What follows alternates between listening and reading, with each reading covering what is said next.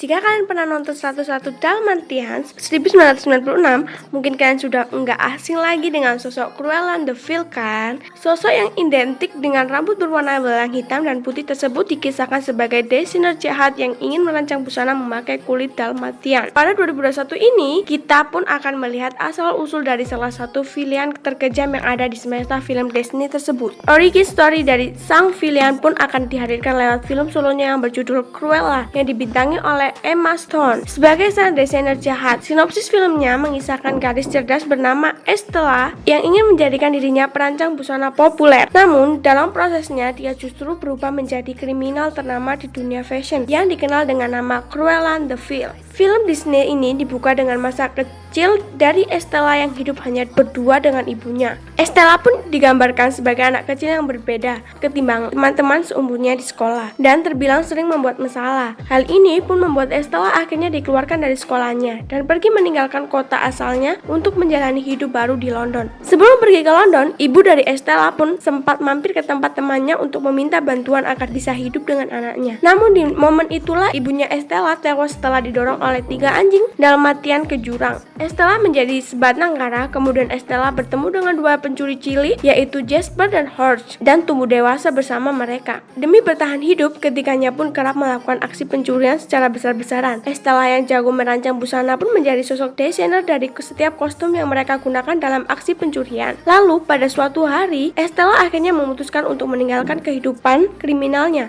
demi mengejar impian sebagai desainer ternama dengan cara bekerja di sebuah mall. Di momen tersebutlah dia bertemu dengan Bornes von Helmont yang dikenal sebagai legend di industri fashion. Meski awalnya menjadi sosok yang diidamkan oleh Estella, Bornes justru menyimpan sebuah rahasia yang berkaitan dengan kematian ibu Estella. Hal ini pun kemudian membuat Estella berniat balas dendam kepada Bornes yang juga menjadi asal-usul sebagai Cruella de Vil.